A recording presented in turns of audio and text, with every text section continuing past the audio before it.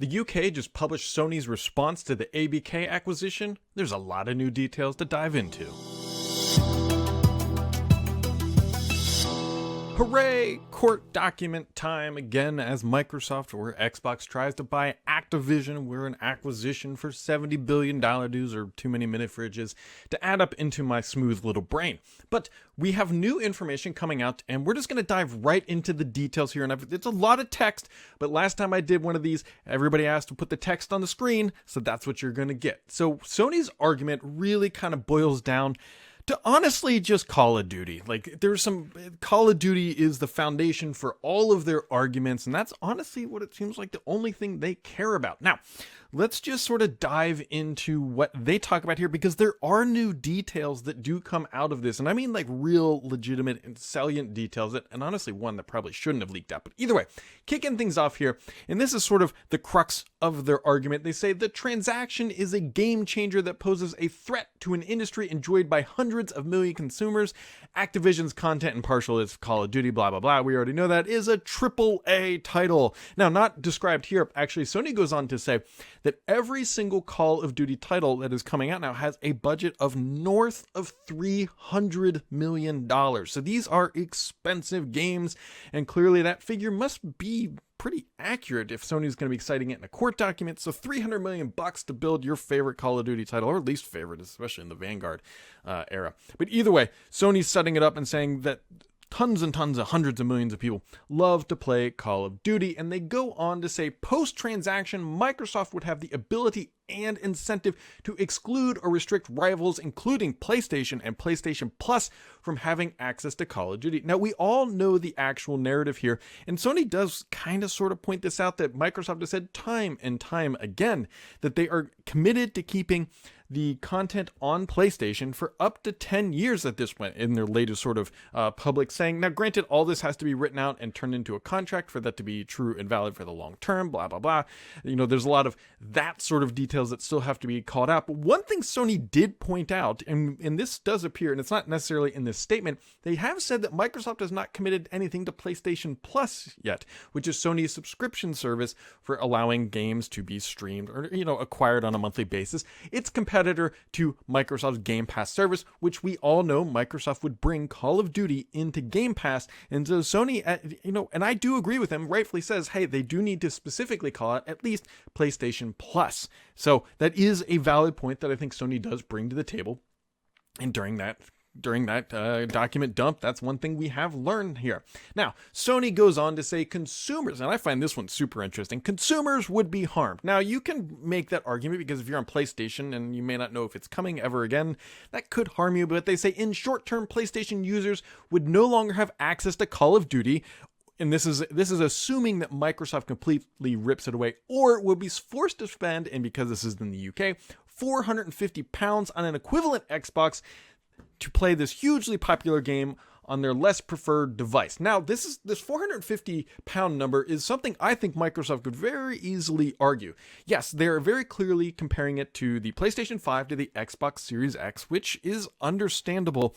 But I would be willing to bet that if you put the general consumer in a room and show them the PlayStation 5 next to the Xbox Series S, both running Call of Duty, they may not be able to tell the difference. And I think you could make the argument, and Microsoft certainly should, that says, look, the Xbox Series S, which was much cheaper, is an easy way for them to go play the title. And if we ever bring it to cloud streaming, they can play it anywhere. Not to mention, Microsoft has said time and time and time again that they will be able to play it on PlayStation. I really, like reading through all of Sony's stuff, really, they don't want Microsoft to buy Activision. They use Call of Duty, and that's probably their strongest point of being able to buy them.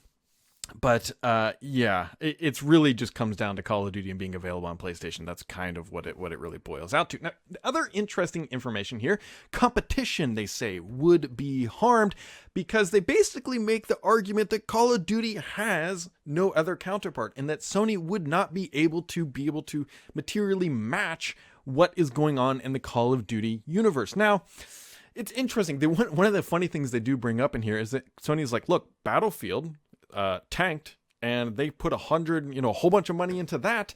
And how could Sony guarantee the success of creating a Call of Duty like title? And so, yeah, they say competition would be harmed because PlayStation and Xbox incentives to invest innovation and quality improvements depend on a number of customers and competition that it can attract. Basically, Sony's argument here is like, look, Call of Duty stands out on its own. The only reason Call of Duty keeps innovating is because they have to stay ahead of the competition, such as Battlefield. I don't know if that's completely true, because I think, again, if you went to the casual consumer and that you pulled up Call of Duty from 10 years ago and you pulled up Call of Duty today, it's the same basic game.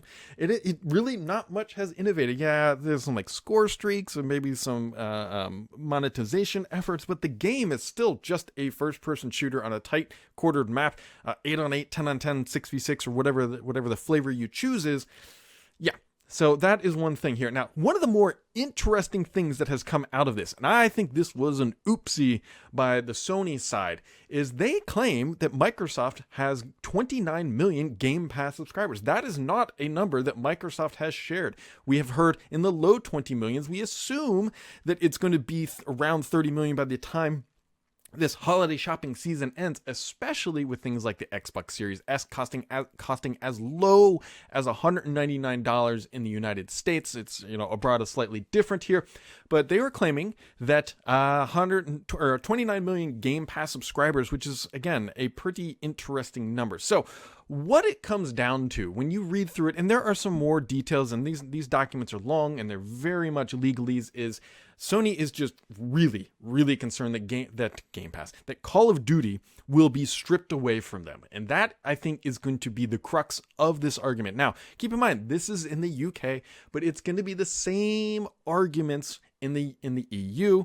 And that is where we start to turn our attention to next. Now that these documents are out and these two mega giants have made their opinions and their arguments, the question becomes is like, hey, what did the courts actually see? Right now, it very much feels like the courts are favoring Sony, just based on some of the verbiage, and I've done some videos on that as well.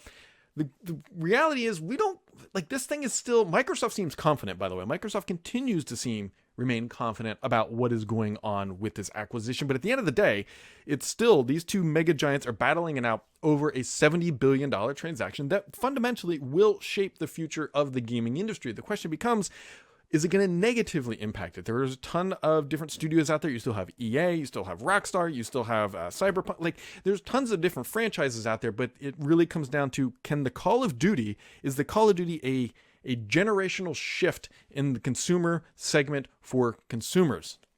Maybe you might be able to make that argument, but at the same time, is it truly unique? It's unique in its player base and its loyalty, but it's not unique in its true functionality. And other companies can build it. You can build a better mousetrap than Call of Duty, and other companies have done it.